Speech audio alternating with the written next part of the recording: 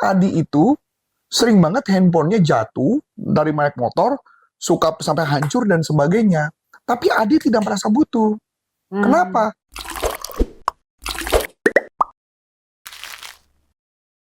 Sebelum Anda lanjut nonton video ini, silakan Anda subscribe, like, dan share kepada teman-teman Anda sehingga channel ini bisa bertumbuh. Halo sahabat sales dimanapun Anda berada, jumpa lagi saya Nabila lagi dalam YouTube channel Coach Antonius Arif yang membahas tentang selling dan marketing. Nah, sahabat sales dan para pebisnis, kita akan mulai lagi nih ngebahas tentang buku. Kita mau ngebedah buku lagi ya.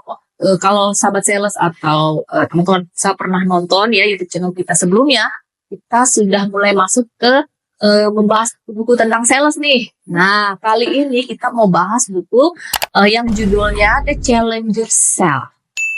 Ya, The Challenger Sale, Taking Control of the Customer Conversation by Matthew Dixon dan Brad Adamson. Nah, siapa sih mereka ini dan apa sih isi bukunya? Yuk, sebelum kita simak lebih jauh, kita lihat yang mulai berikut ini ya.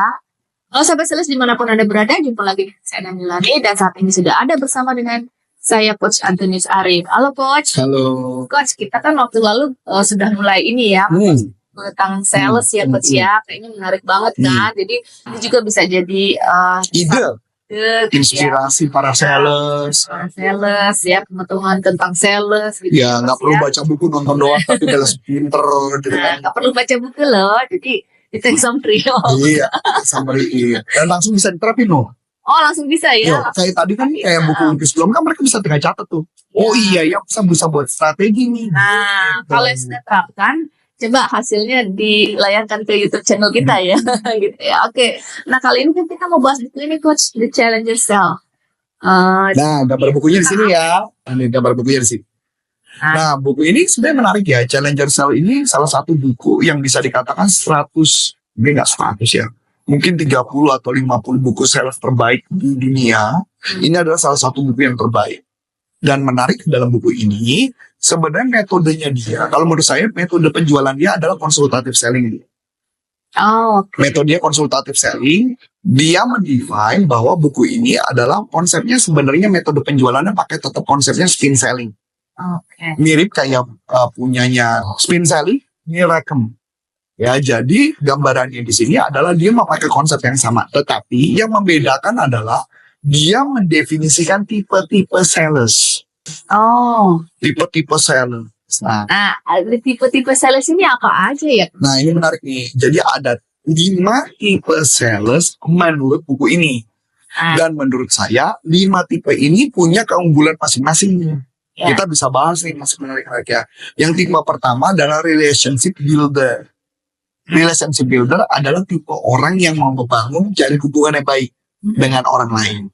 Nah, tipe ini sangat bagus kalau beberapa proyek yang berkaitan dengan partner atau berkaitan proyek yang untuk pembukaan di awal itu bagus. Karena dia pendekatan orang itu bagus. Relationship builder. Pokoknya bagaimana dia bisa bernetwork, berkomunitas dan sebagainya, itu relationship builder. Oh, ya. Kayak beberapa komunitas. Iya, itu yang pertama relationship builder. Yang kedua adalah hard worker, yaitu adalah orang yang bekerja keras, dia berkomitmen untuk mencapai target. Ya pokoknya maju target lah, tembok pun dihajar. Pokoknya apapun segala cara dia mau capai. Yang ketiga adalah lone wolf. Lone wolf berarti kan kayak serigala sendiri ya. Dia tipe orang yang kalau jualan nggak bisa ada teman, grup nggak bisa. Dia mau sendirian. Ada kayak gitu, ada. Yang bener-bener cuma mau sendirian, nggak mau ngajak tim, nggak mau ngajak siapa-siapa, mau sendirian. Nah, yang keempat adalah tipe reactive problem solver, yaitu tipenya ya setiap ada masalah diberesin, setiap ada masalah diberesin, pada masalah diberesin. Tapi dia bukan mencari, jadi modelnya kayak mungkin bisa dibilang kayak customer service lah, yang modelnya nunggu kalau ada komplain baru dijalani. Nah, yang kelima adalah tipe challenger, yaitu adalah tipe yang menantang pemikiran pelanggan dan memberi wawasan baru. Jadi kita menantang pikiran pelanggan. Jadi pelanggan baru, misalkan kayak gini, pelanggan itu kesannya bahwa di otaknya dia adalah enggak, gue gak mau berubah, gue pokoknya gitu aja. Nah, dia menantang supaya orang mau berubah. Masih ingat yang sebelumnya kayak contoh, ibu pakai software A, ibu merasa baik-baik dengan software A, saya buat ibu untuk berpikir jadi software B. Dan membuka wawasan baru, keuntungan memakai software B. Itu adalah tipe challenger. Nah, inilah yang ditekankan dalam buku itu adalah supaya kita menjadi seorang challenger, supaya jualannya mengubah orang yang mau beli, nggak mau beli, menjadi paling nggak mau beli atau mendapat wawasan baru.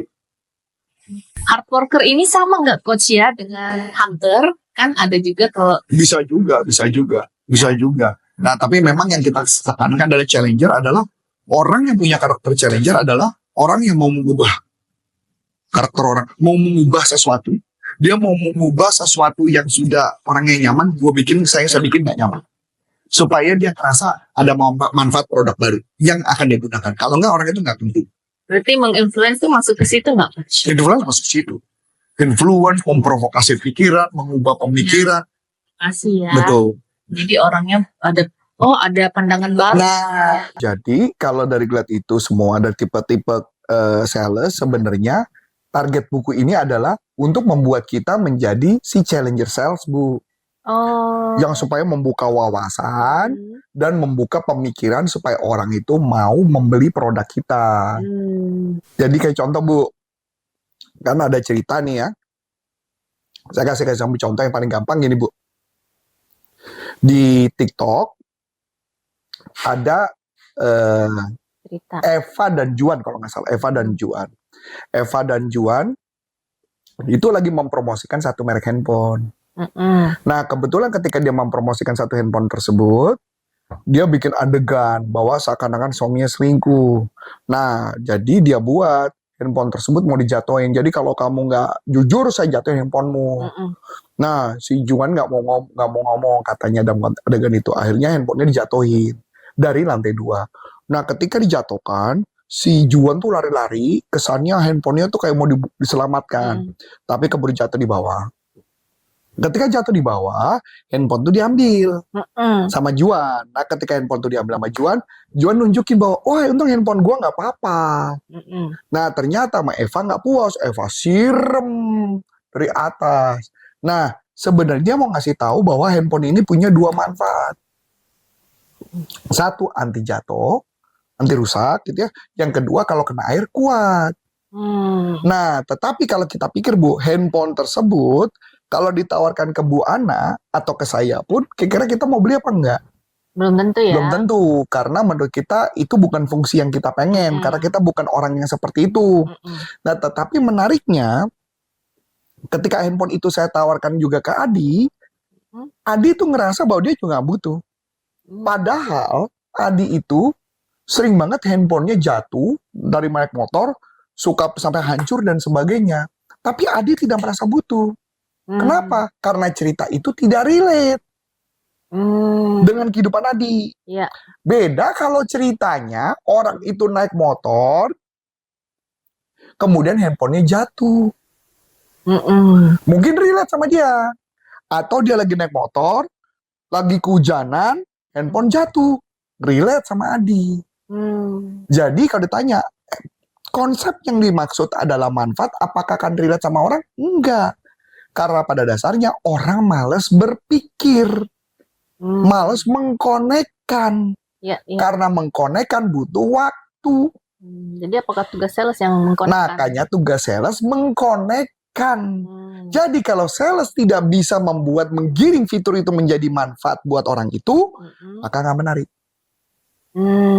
Makanya konsep inilah yang ditantang adalah kita harus mampu mengajukan pertanyaan yang menantang. Yang supaya dia lihat, oh iya ya aku butuh. Dan membuka ada wawasan baru. Teknik mengajukan pertanyaannya, metodenya pakai metode SPIN. Situasi dan problem. Kalau mau cari videonya ada nih. Kalau berkaitan dengan wawasan, adalah ngasih tahu dampak negatif dan dampak positif kalau produk tersebut masalah itu tidak diselesaikan. Apalagi kayak Adi, kasusnya sampai hampir lebih dari 5 handphone tuh, saya 4 atau 5 handphone. Wah, padahal kalau pakai handphone itu nggak perlu beli sampai 5 kali. Betul. Nah, itu masuk akal kan? Ya, jadi artinya kenapa? Kita nggak relate. Kalau saya pun ditanya, sampai sekarang juga saya nggak relate itu produk. Kenapa? Untuk apa saya pakai itu? Karena nggak relate kan sama kita. Kalau misalnya contoh, Ibu pakai handphone, memang sering jatuh, tapi handphone kita selama ini nggak rusak kan? Aman aja sih. Aman aja. Saya Tapi malah kalau, jatuh di kamar mandi. nah, kalau Adi kan pernah jatuh dari motor dan rusak. Hmm. Relate dong, Iya. kayak gitu. Nah, jadi 2 kan. Nah, jadi yang ketiga adalah kita bikin bangun kasus bisnis atau business case. Business case artinya kita menceritakan kenapa itu membantu buat produk itu membantu buat dia. Inilah konsep yang dipakai oleh Challenger Sale, Bu. Nah, jadi dari konsep ini, produk ini, jadi buku ini mau mencoba mengajak kita untuk si sales belajar membuka wawasan dari si customer sampai customernya ngerasa, oh itu problem saya. Ketika dia tahu problem saya, maka problem dia, maka lebih gampang jualan. Gitu, Bu. Ya, Jadi ya. pendekatan tadi ya. Jadi ada 5 tipe jenis sales. Salah satu yang penting adalah Challenger Sale. Yang kedua adalah penjualan dengan 3 metode. Menanyakan pertanyaan yang menantang. Kedua, membuka wawasan. Ketiga adalah membuat business case. Supaya produk itu relate dengan kebutuhan mereka. Kebutuhan. Intinya itu.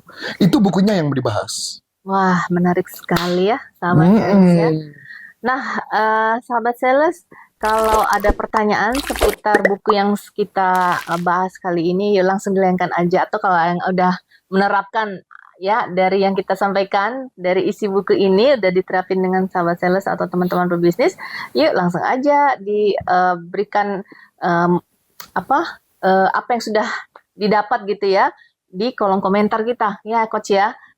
Oke, supaya YouTube channel kita ini semakin bertumbuh.